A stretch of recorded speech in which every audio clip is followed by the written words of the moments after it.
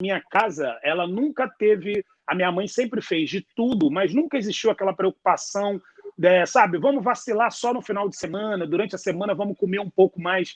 Pelo contrário, minha mãe, se ela tiver de fazer uma comida mais, sabe, pesada, mais carregadona, numa segunda-feira, para ela tá tudo certo. Então, eu cresci com isso. Consequentemente, a Luísa, num primeiro momento, já que eu era uma outra geração, eu já tinha aprendido a me reeducar do ponto de vista alimentar, eu passei, junto com a mãe dela, a ter esse cuidado, sabe? Então, a Luísa foi ter acesso a doce depois de muito tempo, a Luísa foi ter o doce propriamente dito, né? O chocolate, enfim, o sorvete, salsicha, essas coisas. E aí, quando vai para a escola, a gente perde um pouquinho o controle, porque tem a merenda, o lanche da escola, então a gente, quando você vê, já foge um pouco da sua mão. Mas, assim, a Luísa, ela teve um processo de desconstruir alguns tipos de alimentos, e aí eu falei da salsicha, que era uma coisa que ela amava comer salsicha com qualquer coisa. Eu falei, meu Deus, não, filha, peraí, vamos melhorar isso aí. Fui conversando, explicando para ela, e aí eu dei um choque, um pouco de realidade, quando eu falei para ela como que a salsicha era processada e tudo mais. Aí ela sentiu um pouco o golpe, ela falou, ih, gente, não deve ser tão legal isso. E aí eu fui, assim, eu apelava um pouco, eu confesso, assim, tinha hora que eu jogava um pouco mais duro, falava, filhota, vem cá, é legal, eu entendo, mas vamos dosar, não dá para comer isso todos os dias. Então, assim, ela ainda está nesse processo de desconstrução, e eu também confesso, de alguns alimentos. Mas ela, de modo geral, a Luísa, ela sempre teve uma alimentação muito mais bem dosada e saudável do que a minha na idade dela, sem dúvidas. Em relação aos ultraprocessados e processados, nos primeiros anos é necessário ser mais radical. A Sociedade Brasileira de Pediatria, a Associação Americana de Pediatria, todas em consenso, dizem que a gente não pode oferecer açúcar antes dos 2 anos de idade. E essa é uma estratégia bem interessante, porque a gente não vicia o paladar da criança.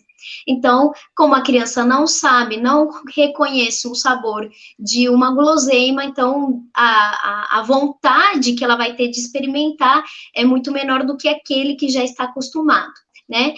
Inclusive, tem vários relatos de famílias que falam que tentaram o máximo que puderam de não oferecer guloseimas, de não oferecer refrigerantes, e daí quando a criança experimentou, ela não gostou, ou ela se sentiu desconfortável, porque ela, até então, acostumada com um paladar mais natural, sentiu que o paladar das guloseimas, dos refrigerantes, serão muito mais intensos.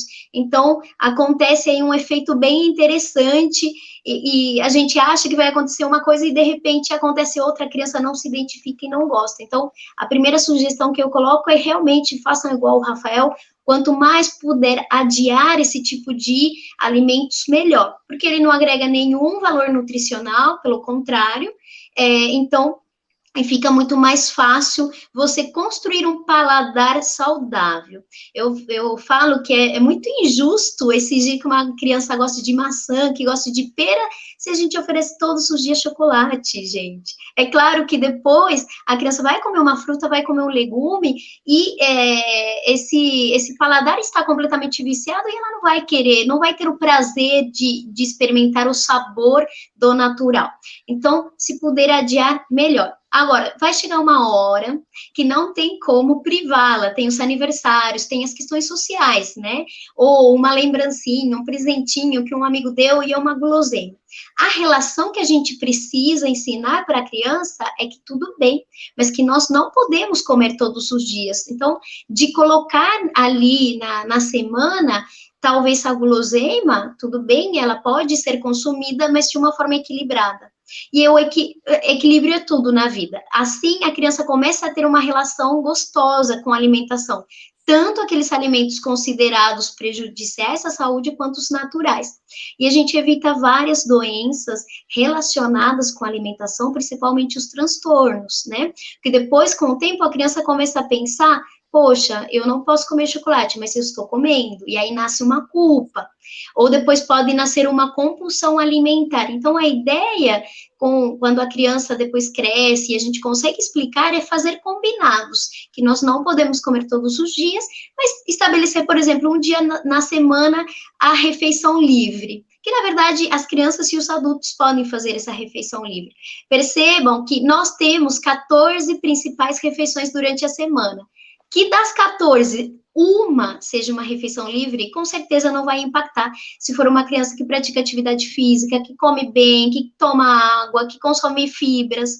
Não vai impactar e você ensina a ter essa relação saudável.